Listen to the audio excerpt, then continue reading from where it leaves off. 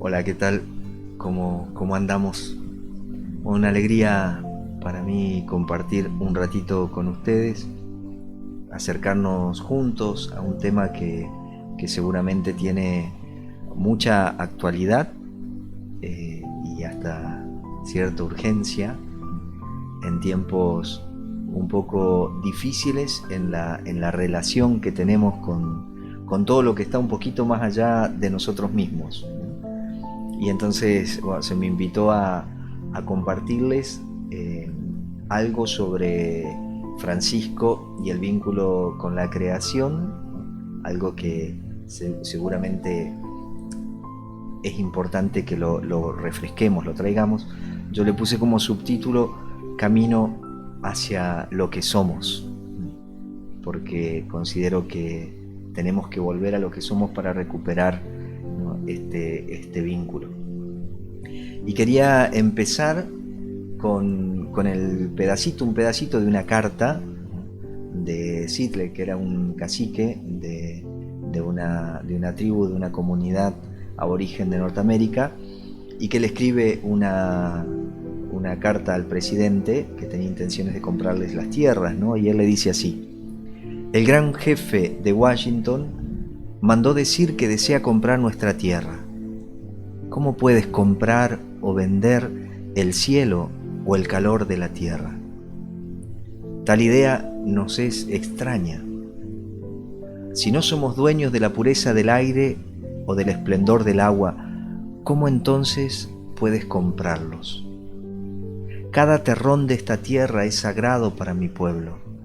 Cada hoja reluciente del pino, cada playa arenosa, cada velo de neblina en el bosque oscuro, cada insecto que zumba, son sagrados en las tradiciones y en la conciencia de mi pueblo. La savia que circula por los árboles lleva consigo los recuerdos del hombre rojo. Esto es un pedacito, la carta es preciosa, ¿no?, que ustedes la pueden sin dudas encontrar y leer, no basta que la busquen así. Es muy muy bonita, muy interesante, y revela, ¿no?, revela mucho de lo que era el vínculo y de lo que es el vínculo de las culturas originarias, de los pueblos originarios con la creación, ¿no?, con el entorno, con la naturaleza. Ahora, claro, surge un poquito porque esto estaba en el origen de todos, ¿no?, de todos nosotros. Y entonces la pregunta es, ¿qué nos pasó que ahora nos encontramos con una relación tan diferente? A lo largo de los siglos se ha producido una degradación en nuestra relación con la naturaleza. Hemos pasado de considerarla primeramente como templo y ocasión de veneración, a mero escenario de nuestra actuación, hasta llegar a convertirse en objeto de nuestra depredación. Este ha sido el proceso. Inicialmente la naturaleza, la creación, para nosotros los creyentes era templo y era objeto de veneración, ¿no?, porque se podía percibir con mucha claridad la huella del Creador en toda la creación. De a poquito se fue transformando simplemente en un escenario en el que nosotros vivimos, en el que nos movemos, ¿no?, y finalmente, ¿no?, sobre todo después de la era industrial, de la revolución industrial, se convirtió en un objeto y, por supuesto, en un objeto de nuestra depredación, ¿no?, en un lento proceso de deshumanización. Cuando nosotros hemos roto ese vínculo con la naturaleza, nos hemos ido deshumanizando. Urge ser más humanos, volver a ser más humanos, recuperar nuestra humanidad.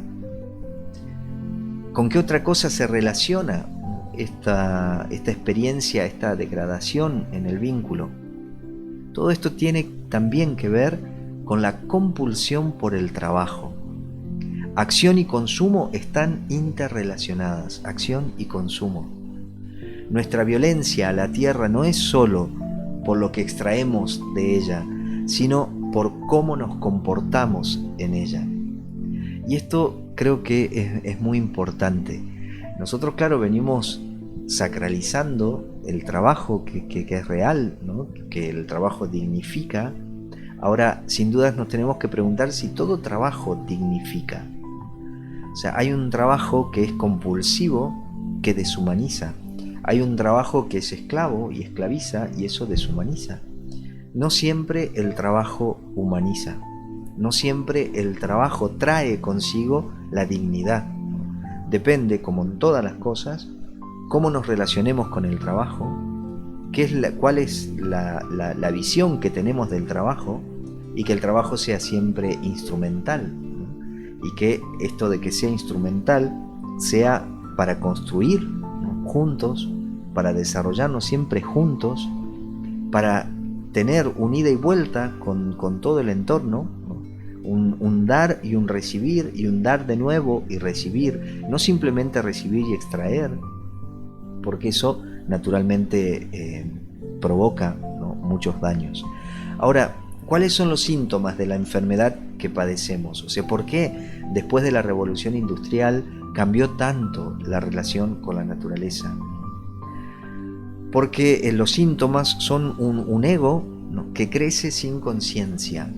El ego, esta parte, ¿no? de nosotros que muchas veces la hemos identificado totalmente con nuestra identidad, y entonces decimos yo soy esto, cuando en realidad nosotros, nuestra identidad más profunda es otra, como ya veremos enseguida. Y el ego, que está cargadísimo de carencia, ¿no? Hace que uno intente buscar constantemente satisfacer, ¿no? esa carencia, y va relacionándose con todo el resto como con objetos, ¿no? Ya lo vamos a ver. O sea, este crecimiento del ego, ¿no? sin conciencia, viene también de un vaciamiento espiritual.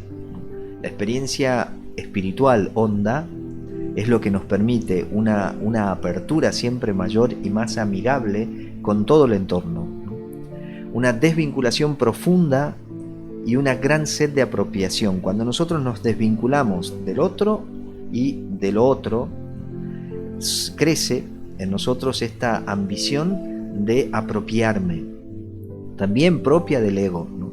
El ego necesita apropiarse de todo, y ahí se fortalece, ¿no? Una relación objetual con todo y con todos los que nos rodean, ¿no? El otro ya no es un sujeto, ¿no? Y hablemos tanto del sujeto persona como de la creación, ¿no? No es un sujeto, sino que es un objeto que yo puedo manipular a placer personal, ¿no? Hay una voracidad desenfrenada. Entonces yo deseo siempre más y no le pongo ningún límite al deseo, y eso se convierte en ambición, ¿no? y en explotación. Y hay una gran miopía también y una irresponsabilidad histórica. Nosotros vemos muy cerca y no logramos ver hacia generaciones futuras y descubrir que tenemos una responsabilidad, ¿no? con todo esto.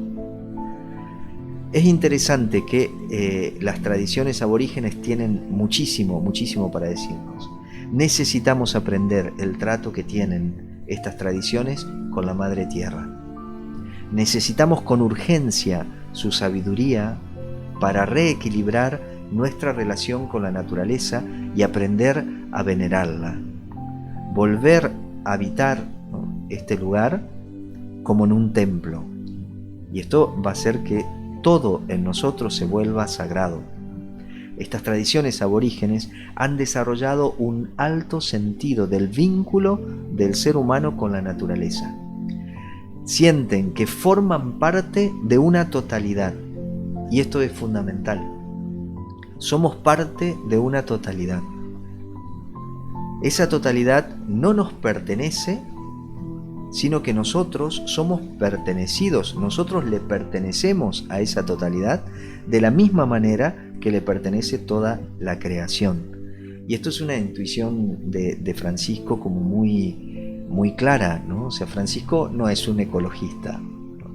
Francisco cuando se relaciona con todos como hermanos, no lo hace por una sensibilidad, una mera sensibilidad a la belleza de la creación. Lo hace por una intuición mucho más profunda. Él sabe profundamente, hondamente, en ese momento por cuestiones religiosas y por experiencia espiritual, que estamos todos religados, que estamos todos vinculados y que formamos todos juntos un todo, una totalidad. Y por lo tanto, nada de lo que yo haga resulta indiferente al otro y a lo otro, al entorno. Todo afecta, todo. Incluso lo que yo hago personalmente, en lo más secreto y en lo más íntimo mío, afecta a la totalidad. Cuando nosotros vemos estas cosas, cuando nos preguntamos nos ubicamos ahí frente a esta realidad, ¿no? de la naturaleza, de la creación, y lo relacionamos o lo vinculamos con Francisco, sin duda es que una de las primeras cosas que nos surge, ¿no? nos viene a la cabeza, es el cántico del hermano Sol, que seguramente muchos, ¿no?, de ustedes conocen. Este cántico le han dicho un montón de cosas, ¿no? Es el cántico de la vida reconciliada, ¿no? Solamente un hombre profundamente y radicalmente reconciliado puede cantar de esa manera, ¿no? Y puede ver la belleza y la bondad de toda la creación en medio de una situación de extremo dolor y de muchísimo límite. Francisco escribe este cántico lo compone al final de su vida, cuando él ya está ciego prácticamente, le habían cauterizado, ¿no? Al menos un ojo tenía cauterizado, y la luz del sol le hacía muchísimo daño, ¿no? Entonces estaba casi siempre en lo oscuro, y sin embargo puede cantar a la belleza del sol y a la belleza de todas las criaturas, estando él muy mal y estando su cuerpo tremendamente enfermo, profundamente limitado. Por eso le suelen llamar el cántico de la vida reconciliada. Francisco se ha reconciliado con todo en su vida, con todo. Y por lo tanto, para él, la enfermedad ya no es un mal, ¿no? Es la hermana enfermedad, es la hermana muerte que se aproxima. Todo es fraterno, todo es hermano, todo está hondamente vinculado y todo nos hace bien, ¿no? Todo nos hace bien. Hace unos días leíamos la primera lectura, ¿no? Era del libro del Eclesiastés, el capítulo 3 del libro del Eclesiastés. Y es muy interesante, ¿no?, ese texto, porque habla de que hay un tiempo para todo bajo el sol, ¿no? Para todo hay un tiempo. Y el autor empieza a enumerar absolutamente todo. Nada queda fuera de ese tiempo. Todo lo bueno, qué sé yo, el construir, y también aquello que podemos experimentar como malo, como negativo, el destruir.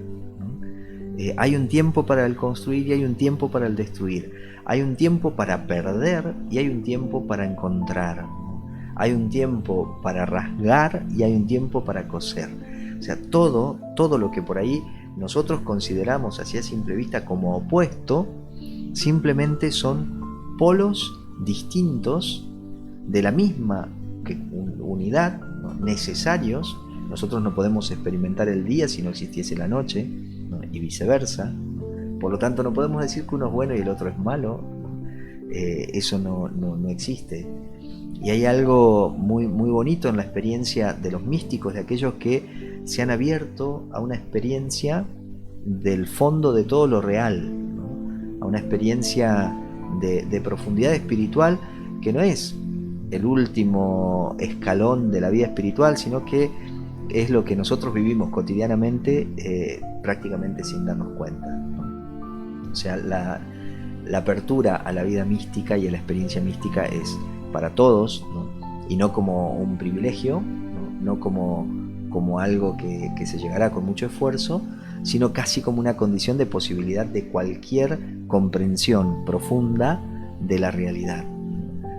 Se le llamó también, o sea, es la vida que se hace poesía para poder decirse mejor. Siempre la palabra poética, que es una palabra simbólica, abarca mucho más realidad. Por eso cuando se quiere hablar de cosas profundas, de cosas que aparentemente son inasibles, no se pueden aferrar, ¿no? Uno no se puede apropiar, entonces el lenguaje poético, el lenguaje simbólico es fundamental, ¿no? Porque la poesía o lo simbólico habla mucho mejor de lo verdaderamente real, y lo abraza todo, lo abarca todo. En cambio, los lenguajes que por ahí son más técnicos se sirven como para distinguir y definir algunas cosas, pero en la definición discriminan y deja mucha realidad, queda mucha realidad afuera, ¿no?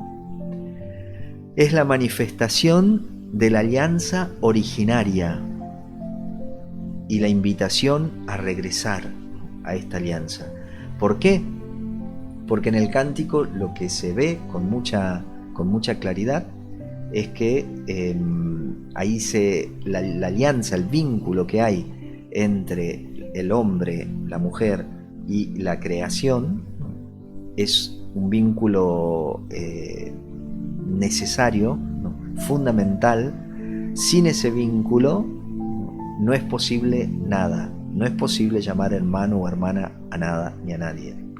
O sea, ese vínculo, esa alianza que está en el origen de nosotros y a la que nosotros tenemos que volver para poder tener una relación y un trato con toda la creación que sea así, no que sea simplemente nominal, que nosotros llamemos hermano o hermana y que terminemos explotando, ¿no? Que terminemos oprimiendo. Si yo llamo hermano o hermana a alguien o a algo, yo tengo que actuar en consecuencia de lo que digo, ¿no? Y eso es el reconocimiento de una identidad original, ¿no? O sea, en el origen somos todos iguales, ¿no? Y eso es importante. Entonces yo quería invitarlas a que releamos este cántico, ¿no? Tranquilamente, serenamente. Después diremos alguna cosita, ¿no? Sobre el cántico, pero primero simplemente quería que lo leamos y que le permitamos a esta poesía entrar en nosotros, hablar al corazón. Entonces vamos a ir leyéndolo muy lento. Están acompañadas las palabras con imágenes. Entonces los invito a que nos abramos a todo este lenguaje, ¿no? Que es el lenguaje simbólico, poético, y también lo simbólico de las imágenes, ¿no? La belleza de la creación por la que uno puede dejarse seducir y entonces dejarse transformar. Ya hablaremos un poquito, ¿no? También de esto. Altísimo, omnipotente, buen Señor, tuyas son las alabanzas, la gloria y el honor y toda bendición. A ti solo, Altísimo, te corresponden, y ningún hombre es digno de pronunciar tu nombre. Loado seas, mi Señor, con todas tus criaturas, especialmente el Señor hermano Sol. Él es el día, y por él nos alumbras, y es bello y radiante con gran esplendor. De ti, Altísimo, lleva significación. Loado seas, mi Señor, por la hermana luna y las estrellas. En el cielo las has formado, claras y preciosas y bellas. Loado seas, mi Señor, por el hermano viento, y por el aire y el nublado y el sereno y todo tiempo, por el cual a tus criaturas das sustento. Loado seas, mi Señor, por la hermana agua, que es muy útil y humilde y preciosa y casta.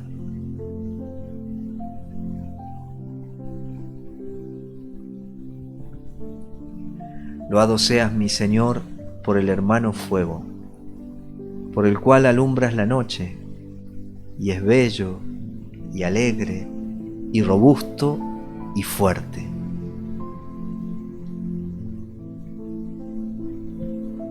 Loado seas, mi Señor, por nuestra hermana, la Madre Tierra, que nos sustenta y gobierna, y produce distintos frutos con flores de colores y hierbas.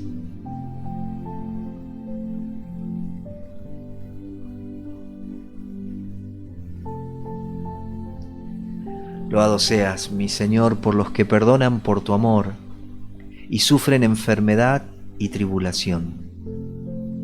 Bienaventurados aquellos que la sufren en paz, pues por ti, Altísimo, coronados serán. Loado seas, mi Señor, por nuestra hermana, la muerte corporal, de la cual ningún hombre vivo puede escapar. Ay de aquellos que morirán en pecado mortal. Bienaventurados los que encontrará en tu santísima voluntad, pues la muerte segunda no les hará mal. Load y bendecid a mi Señor, y dadle gracias y servidle con gran humildad. Así terminaba Francisco el cántico, un cántico que fue compuesto, como les decía, en un momento durísimo de su vida, y que estos últimos versos fueron escritos en un contexto muy particular, ¿no? Cuando Francisco dice felices, ¿no?, o bienaventurados aquellos que perdonan, aquellos que sufren en paz, lo dice porque él tuvo que interceder en un enfrentamiento que había entre el obispo y el intendente de Asís, que estaban muy enemistados, fundamentalmente por cuestiones de poder, de apropiación. Para Francisco el pecado original no es la desobediencia, sino la apropiación de la voluntad que después hace que uno desobedezca. Y entonces él ve que el origen de todos los males está en la apropiación, ¿no? Y si uno va un poquito más atrás de la apropiación, se da cuenta que proviene también, o sea, yo me puedo apropiar si tengo poder, ¿no? Por eso el poder y la apropiación para Francisco son dos realidades de las que tenemos que estar sumamente atentos, porque tenemos que ver cómo orientar, ¿no? Cómo orientar el poder para que no se vuelva destructivo, para que no atropelle, para que no vaya por encima, ¿no?, de las personas, para que no subyugue, para que tenga que el poder realmente se ponga al servicio. Y entonces, y estas últimas, ¿no?, de las estrofas sobre la muerte, es porque él ya estaba muy cercano a la muerte. Cuando Francisco está en el lecho de muerte, él pide a los hermanos, esta poesía tenía música, y le pide a los hermanos que canten. Y dicen que ellos iban cantando. Francisco quería recibir a la hermana muerte cantando, ¿no?, porque él veía un gran beneficio en la muerte como parte de la vida para seguir creciendo en plenitud, ¿no? Es una etapa, ¿no?, así como el nacimiento nos abre a esta posibilidad de vida. En el vientre vivíamos de una manera bastante más restrictiva. Cuando salimos del vientre tuvimos la posibilidad de una vida más desplegada, y entonces la muerte, la hermana muerte, aparece de nuevo como un nuevo parto para seguir desplegando, ¿no?, esta vida que es eterna, que una vez que Dios nos pensó para siempre. Y entonces Francisco intuye esto de que la muerte viene a darle la posibilidad a algo todavía mayor, y entonces le da la bienvenida, ¿no?, a la hermana muerte, y sabe que nadie puede escapar de esto. Y bueno, después de la religiosidad del tiempo, ¿no?, donde estaba bastante cargado el tema del pecado y el mal, es que dice, bueno, hay de aquellos que mueren en pecado mortal, bienaventurados los que va a encontrar en la voluntad de Dios. ¿Qué significa estar en la voluntad de Dios? Permanecer en la voluntad de Dios es permanecer en la búsqueda constante del bien para los otros, del bien para lo otro, para todo, y del bien también para mí mismo, que siempre genera una relación circular. Y cuando yo estoy buscando el bien es difusivo, decían, ¿no?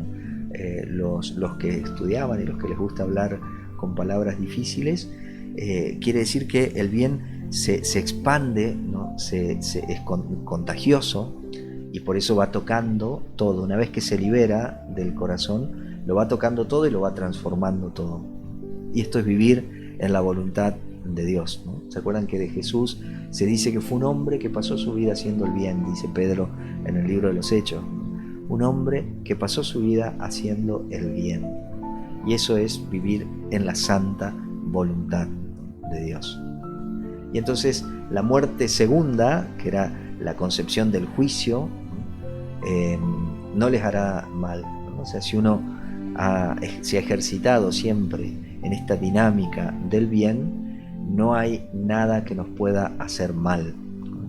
Y cada vez que nosotros vayamos muriendo cada vez más al ego, que es justamente lo contrario a este deseo y a esta voluntad de bien, ¿no?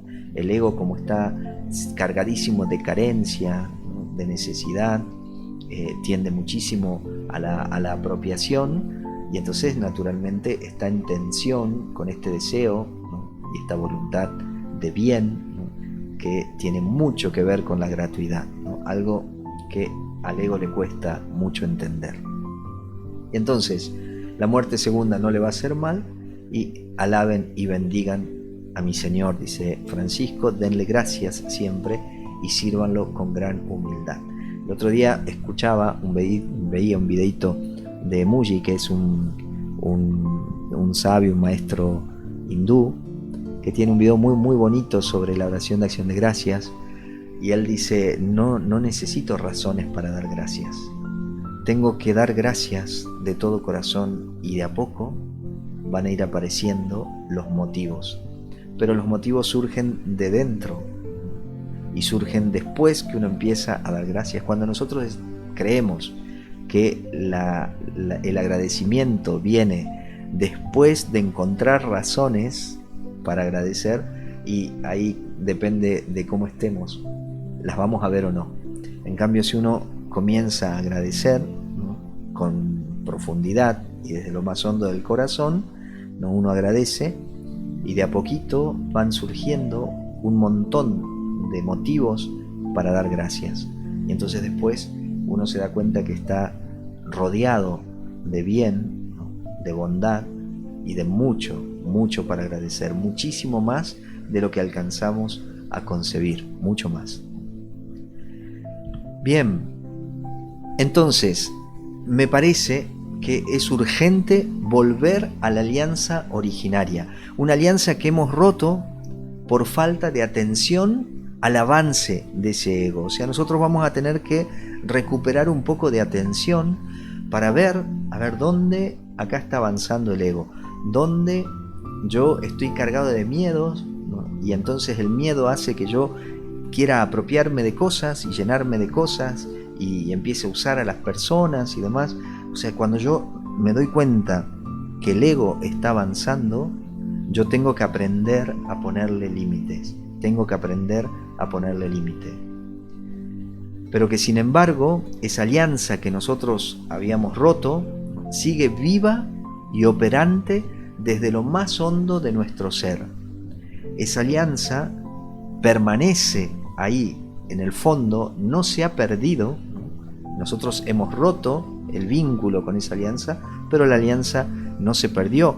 Nosotros nos desvinculamos primero con nosotros mismos y después con todo, pero esa alianza está presente porque esa alianza constituye la manifestación de nuestra identidad originaria. ¿Cuál es nuestra identidad originaria? Que nosotros estamos hechos y somos de bondad, de verdad y de plenitud. Y de todo lo que ustedes puedan imaginarse, ¿no?, de Dios, y lo que no nos podremos imaginar de Dios, está en el fondo de nosotros. Nosotros somos imagen y semejanza de Dios, y eso también lo hemos olvidado. En la obsesión que tenemos por lo que no somos, por lo que erramos, por el pecado, por todas esas cosas que han sido límite, por la fragilidad, nos hemos obsesionado durante siglos en eso. Y hemos condenado un montón de cosas nuestras y de los otros, y hemos perdido de vista que nosotros somos bondad, somos verdad, somos plenitud, somos misericordia, somos compasión, somos todo eso. De esa materia estamos hechos, de esa materia. Por lo tanto, tendremos que volver a fijar la atención en esa bondad, en esa alianza originaria, para que desde dentro se vaya transformando todo en nosotros. Eso es lo que somos, y hacia eso nos estamos dirigiendo, gracias a Dios. O sea, yo creo, confío realmente de que estamos caminando hacia eso. ¿Y qué revela el cántico? El Altísimo es la fuente, el origen y el destino de todo lo que existe.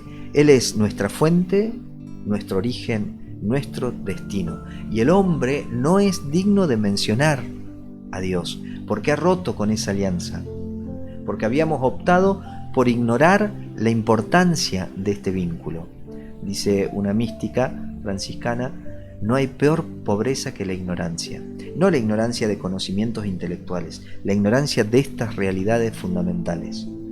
Que había una alianza, que hay una alianza necesaria y fundamental con el Altísimo y con todo lo creado, que cuando se rompe, nosotros perdemos el norte y empezamos a usar toda la realidad y hacerlo muy mal. Sin embargo, las criaturas sí podían alabar al Señor. Por eso Francisco dice: loado seas, mi Señor, por el hermano sol, por la hermana luna, por las hermanas estrellas, por el hermano viento, por el hermano fuego, por la hermana y madre tierra. Él dice pero no es que el hombre alaba a Dios por estas realidades. No. Lo que está diciendo Francisco es que Dios sea alabado por el hermano sol, que el hermano sol alabe al Señor, que la hermana luna alabe al Señor, que el hermano viento alabe al Señor, que el hermano fuego alabe al Señor, que la hermana y madre tierra alaben al Señor, que la hermana agua alabe al Señor, porque las criaturas que mantuvieron esa alianza, ese vínculo con Dios, pueden alabarlo. Nosotros no. A pesar de que la humanidad había roto la alianza con la creación y con el Creador, las criaturas interceden por nosotros y piden por el restablecimiento de esa alianza. Y entonces finalmente lo podemos alabar y bendecir, porque toda la creación intercedió por nosotros, alabando a Dios desde la inocencia de todas las criaturas, desde el vínculo hecho y permanente con Dios. Ellas pueden alabar. Una expresión novedosa y profética en Francisco: loado seas, mi Señor, por nuestra hermana y madre tierra, que nos sustenta y gobierna y produce distintos frutos con flores de colores y hierbas. Hasta ese momento regía en la cristiandad la concepción que partía del Génesis, donde el hombre era dueño de toda la creación y donde el hombre estaba por encima de toda la creación. Acá Francisco dice que la tierra es madre, porque es madre, hermana y madre, porque sustenta y gobierna al hombre. No es el hombre a gobernar la tierra, sino la tierra a gobernar al hombre, pero lo gobierna como una madre. El poder de la madre produce, nutre, ¿no?, alimenta, da vida. Y por eso es que la hermana y madre tierra produce no solamente frutos, algo que es útil, ¿no?, al hombre para la subsistencia, sino que también flores de muchos colores. Es decir, no solamente produce lo que va a sustentar orgánicamente al hombre, sino también lo que va a sustentar espiritualmente por medio de la belleza.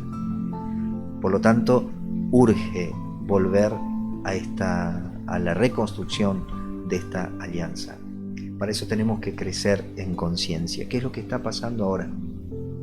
Yo creo que estamos creciendo en conciencia. Estamos pasando como humanidad a otro nivel de conciencia. Aunque aparentemente no se vea el cambio, por supuesto, porque son cambios que llevan tiempo, pero se van viendo ya los signos de este cambio. Crecer en conciencia significa volver a percibir que todos participamos de la misma realidad, ¿no? Que apareció en la Tierra hace millones de años y que lo trasciende todo. Todos participamos de la misma vida, Al compartir el origen, compartimos la hermandad cósmica desde donde canta Francisco. Francisco es consciente, sabe que tenemos un mismo origen y por lo tanto de esa conciencia del mismo origen surge el trato fraterno. O sea, la naturaleza, la creación es hermano, hermana. El individuo y la comunidad humana quedan integrados en una totalidad que la incluye y la trasciende.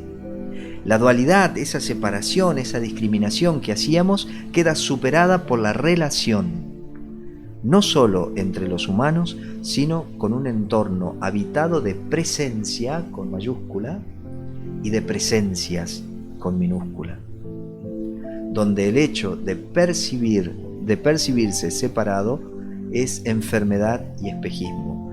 Cuando yo me experimente más separado que hermanado con los demás seres humanos y con la creación, ese es un signo de mi enfermedad.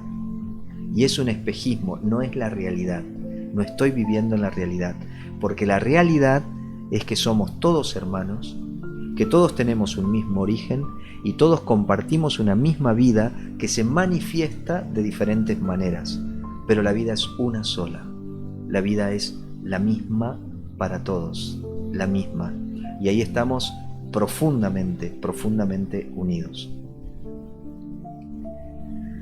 Si nosotros entramos en esta comprensión, seguramente nuestro caminar va a ser un caminar sagrado.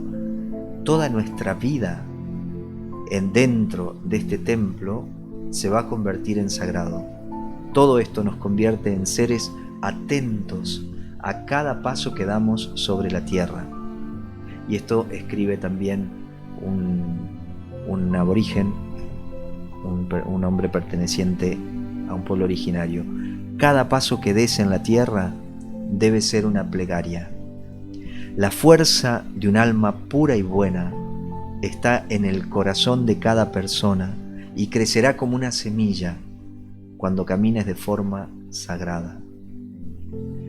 Y si cada paso que das es una plegaria, entonces caminarás siempre de forma sagrada.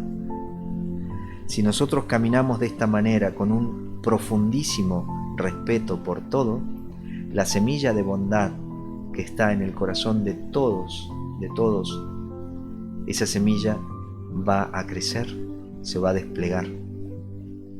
Finalmente quería terminar con dos textos, un texto de la Torá y el otro del Corán, que me parecen muy significativos. El primero del libro del Génesis, del capítulo primero, del primer relato de la creación, donde en el versículo 31 dice: y Dios miró todo lo que había hecho y vio que era muy bueno. Dios miró todo lo que había hecho y vio que era muy bueno. Toda la realidad, toda la creación era muy buena. Yo puse ahí los distintos versículos después, porque en el versículo 12, en el versículo 18, el 21 y el 25, después de la creación de un cierto grupo de criaturas, aparece como un estribillo donde dice: Dios vio que era bueno, y Dios vio que era bueno, y Dios vio que era bueno. Qué hermoso sería que ese estribillo penetre nuestro corazón y sea capaz de evangelizar nuestra mente para poder ver también nosotros que todo es bueno, que nosotros podamos ver la bondad de todo. Y el Corán dice: no camines sobre la tierra con arrogancia, no la desgarres, ni trates de medirte con las montañas. O sea, reconoce que tu caminar tiene que ser un caminar humilde, porque las montañas siempre serán más grandes que vos. Toda la creación es como un libro, decía San Buenaventura, en el que se puede leer como escritura sagrada toda la voluntad de Dios y todo lo que al hombre le conviene. Los invito y las invito a que le pidamos al Señor la gracia de poder crecer cada vez más en esta conciencia, de que podamos realmente ver, ¿no?, recuperar, ¿no?, esta fuente que necesitamos, ¿no?, que nos ayude a recuperar la memoria de nuestra identidad más profunda, de que todos, absolutamente todos nosotros, aunque aparentemente seamos diferentes y tengamos distintas manifestaciones, y aunque no todos los hombres y mujeres parezcan buscar lo bueno ni reflejar lo bueno, sin embargo todos, en lo más profundo, en la esencia de lo que somos bondad, somos verdad, somos plenitud, somos compasión, misericordia. Si nos convencemos de eso, vamos a ser más bondadosos, vamos a ser más verdaderos, vamos a ser más misericordiosos, más compasivos, vamos a ser más plenos. Que Dios los bendiga abundantemente.